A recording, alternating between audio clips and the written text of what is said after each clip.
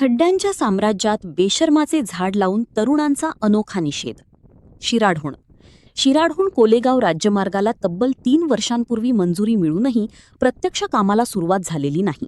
संबंधित ठेकेदाराने रस्त्यालगत खडी फोडून ठेवली असली तरी रस्त्याचे काम मात्र रखडल्याने या मार्गाची अक्षरशः चाळण झाली आहे. काल झालेल्या पावसामुळे रस्त्यावरील खोल खड्ड्यांमध्ये मोठ्या प्रमाणात पाणी साचून त्यांना लहान तलावाचे स्वरूप प्राप्त झाले होते. प्रशासनाचे आणि लोकप्रतिनिधींचे लक्ष वेधण्यासाठी शिराढोण येथील तरुणांनी या पाण्याने भरलेल्या खड्ड्यांमध्ये बेशर्माचे झाड लावून अनोख्या पद्धतीने निषेध आंदोलन केले. आम्ही त्यांचा थेट ग्राउंड रिपोर्ट लाईव्ह कव्हरेज घेतले आहे, त्यामुळे तुम्ही सविस्तर बातमी जाणून घेण्यासाठी व्हिडिओ शेवटपर्यंत नक्की पहा आणि तुमच्या हक्काचं व्यासपीठ ऑनलाईन धाराशिव न्यूज चॅनलला सबस्क्राईब करायला विसरू नका. या मार्गाची अवस्था इतकी बिकट झाली आहे की वाहन चालकांना जीव मुठीत धरून प्रवास करावा लागत आहे. जागोजागी पडलेल्या प्रचंड खड्ड्यांमुळे अपघातांची संख्या वाढत असून नागरिकांमध्ये तीव्र संतापाची भावना निर्माण झाली आहे.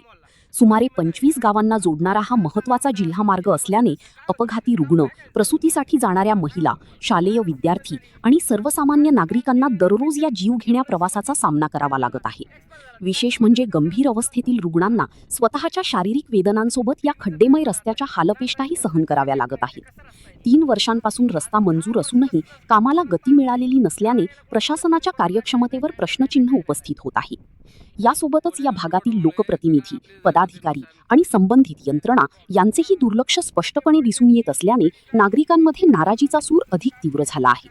त्यामुळे शिराढोण कोलेगाव मार्गाचे काम तातडीने सुरू करून रस्ता वाहतुकी योग्य करावा अशी जोरदार मागणी वाहनधारक आणि ग्रामस्थांकडून करण्यात येत आहे. या आंदोलनात अश्रुबा जाधव, अशोक महाजन, उमेश महाजन, निलेश ओमनी, प्रदीप पवार, तात्यासाहेब बोंदर, अमित ओमनी, अनिकेत महाजन, रणजित महाजन आदी तरुणांनी सहभाग नोंदविला. 3 वर्षापासून गेली अशीच आहे. जाणाऱ्या येणाऱ्या प्रवाशांना, रहिवासी लोकांना, शेतकरी लोकांना इथं खूप त्रास सहन करावा लागत आहे. 3 वर्ष झालं आम्ही ह्याच परिस्थितीत राहतो.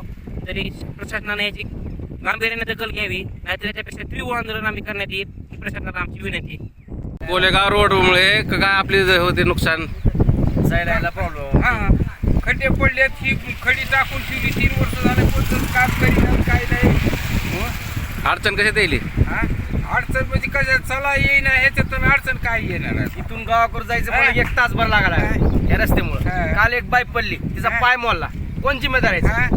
काय खासदार, आमदार, जिल्हा परिषद सदस्य, काय संबंध? काय उपयोग आहे हा सांगा तुम्ही मला. काय रस्त्याची परिस्थिती झाली? काल डिलिव्हरीचा पेशंट एमर्जन्सी मध्ये फेल झाला, एक्सपायर झाला. ती काय संबंध त्याचं? कसं करायचं त्याला? बरोबर आहे. पेरणीचा टाइम आला, आता ही नांगरायचं कसं, कसे ट्रॅक्टर यायचे, कसा रस्ता ही?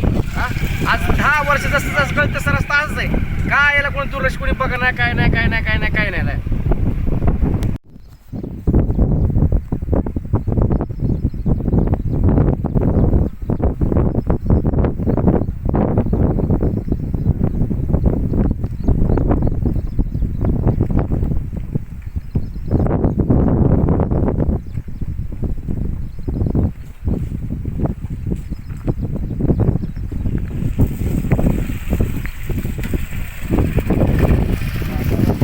काय नाही थोडी जास्त.